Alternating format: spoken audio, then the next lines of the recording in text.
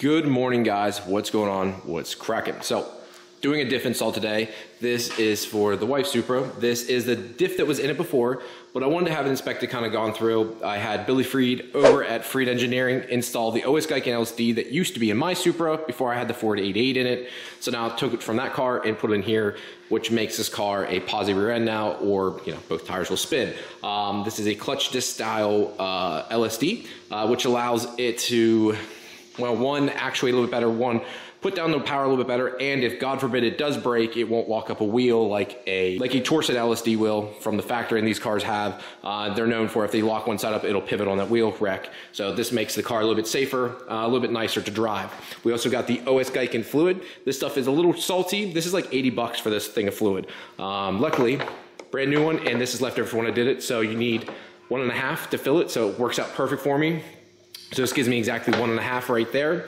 We also went ahead this time and I went and got poly bushings. So I picked these also up from Freed Engineering. These are made by a company called Flex. Nope, never heard of them, to be honest. The price of these is really good.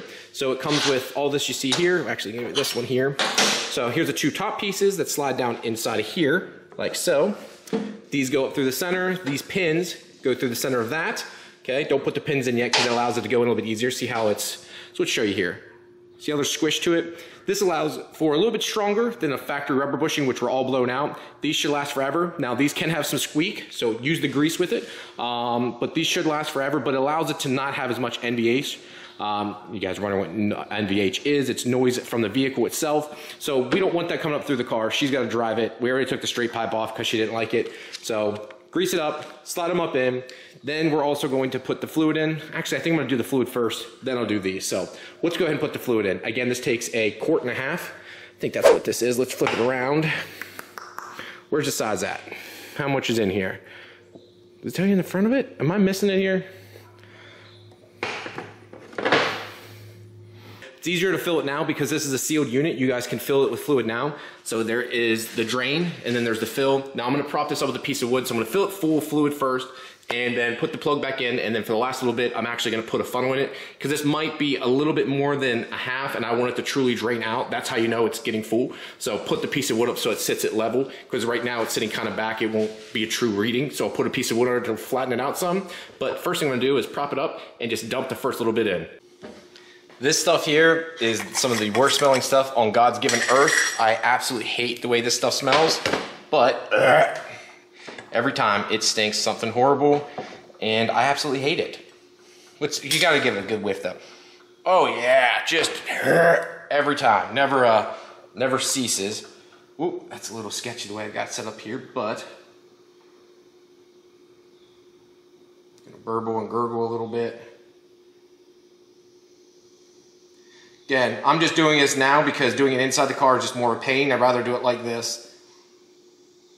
So, and because I don't have it, an ability to burp it right now, it takes a little bit longer to dump it all in. So this is gonna be kind of boring to watch, but this is pretty much the basics, guys. Put this in, I'll put it on its side, as you can see here, just put it up on its side to dump it in.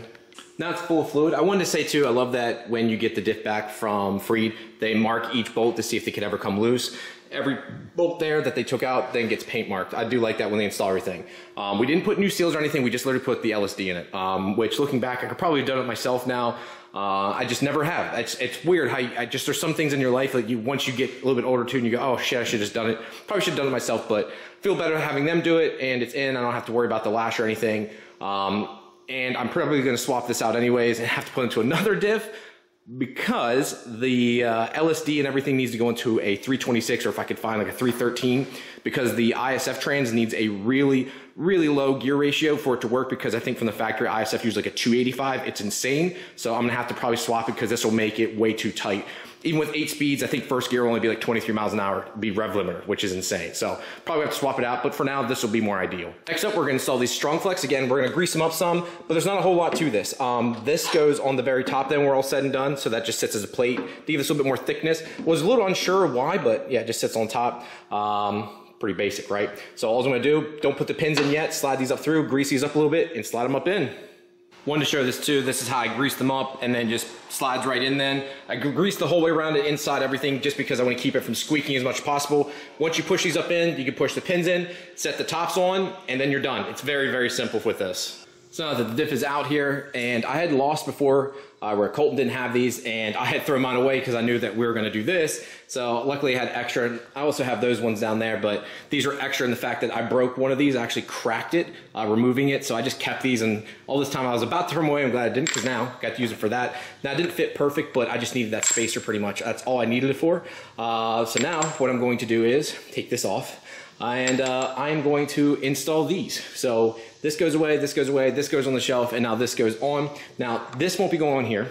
I will be using these instead, and this washer then goes on top of those. So this kind of sits there like that, and then this sits on top of it. So this, and this, and this. It sits like that then. Wow, that's really, the light really hit that there, but that's how it'll look then when it's all together and up in the car. So now I gotta take this diff off real quick and throw this up in the car, and I'll put the billet donut back on it and bolt it all up. All right, boys and girls, the diff is in. Again, this thing is crusty. I can't wait to drop all this, clean it all off again. I'm gonna try to get dry ice blasted or pressure wash it somewhere, get it all cleaned off, and then I'm gonna drop all this when I replace all the suspension arms and do all that good stuff. But the diff is in, exhaust is back on. The only thing I can never do myself is really get the exhaust on. I think it's impossible, just like anything, but it sucks. Takes 3 minutes with help. Slide that in to there, and then a V-band with a power tool takes me seconds versus me trying to finagle it up and try to get that up, banging around and getting mad. So let's see if this fixes my clunking issue and see how it drives. Yeah, I'm gonna retighten those plugs there just to make sure it doesn't leak out, because that would be my luck. So I'm gonna tighten those plugs up and take it for a drive. Let's hope this fixes it, guys. So I just got done taking the cover off of the old one out of Kat's car here. This is actually Colton's. And I think just the open part of this is messed up.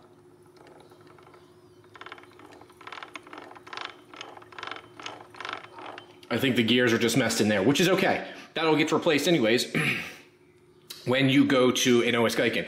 Now, the problem is I have with this is I don't know what the gear ratio is. I need to figure out how do you find that out. I don't know how you figure that out without taking it all apart, but I don't know if there's a way, if it's stamped somewhere. I don't know if there's somewhere somehow, if there's some stamping on the case, on the ring gear, something that says, hey, this is the gear ratio of it, that makes it super simple. Highly doubt it because it's Toyota, but I would like to know if this is the right gear ratio setup, or if it's the longer way. If this is the 3.26, I'll keep that, because if that's the case, this is literally the ideal candidate for when the car goes to an ISF train. So just need to figure that out. All right, so let's take this for a drive. Shut that, do that like that. Top in, turn this thing on, take it for a drive, see how it feels. Letting it warm up right now. Dude, you guys have to buy one of these BTI screens. This thing is a lifesaver. So the reflection of the battery now, put it on gear. Oops, go back. Gear, not the R34 screen. This is the one I use the most. Fuel pressure, oil, IAT and stuff, and then it'll show which gear I'm into. This one does it also trans, but this has your trans temp and then your line pressure here. Has ED5, and it actually shows your gear here also, but I'm in park right now. But I don't use this one as much just because I actually like seeing this is much bigger. But I do switch to this a lot when I'm like, I want to see how the trans temp is, make sure the cooler's doing its job. And I'm using the internal Toyota temp sensor, and everything seems to be okay so far. At a real slow speed, let me turn the AC off there. At a real slow speed, I got like a duh, duh, duh. And that's not from the LSD. I already took this thing around the block here, but I feel like a duh, duh, duh. I'm not sure if it's the wheels causing it. It is balanced, but I feel like duh, duh, duh. Maybe it's just a suspension, the road. I feel every little thing. I don't know, but I swear this is not normal. I can feel like a duh, duh, duh, duh, duh, duh. But let's get it up to speed, and I'll give you guys a little bit more feedback. It is beautiful out today. Well, it's not as sunny as I like, but it is nice. It's too much sun. It's been so hot here lately. Whew. Damn, feel it right now. It's like duh, duh, duh, duh, duh. And I tested everything else out, so let me drive it here. Let's get some feedback. So everything feels okay, but I still have the same feeling from the rear. No noise, okay? It's just a feeling, but I can physically feel it coming from the rear. Something. I can feel in the steering wheel. Something just does not feel right. I don't know. Maybe it's something in the suspension. Again, I'm replacing so much stuff here, and I'm not solving it. I get up in the lift, and I look, I shake it, I move it. I don't see any bushings that are blown out, but I definitely feel like a thudding feeling. I just replaced the one tire that had a flat tire, or was losing air from a nail, so we rolled out that, balanced the other one, so I'm not sure what it is. It's driving me crazy.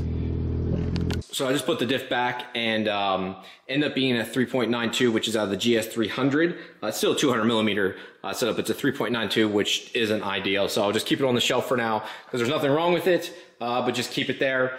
Thank you to Alex over at Absolute Driven Performance. He told me, like Ryan, just count the number of teeth on the ring gear, then the number on the pinion, and then divide it. I'm like, oh, duh, that makes perfect sense. So it ended up being a 392, which is out of the GS300.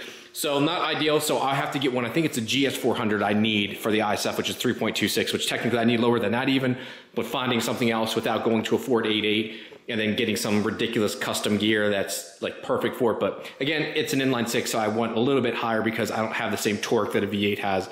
I just think that'll work fine. I think that puts it then to like 38 miles an hour for first gear instead of 26.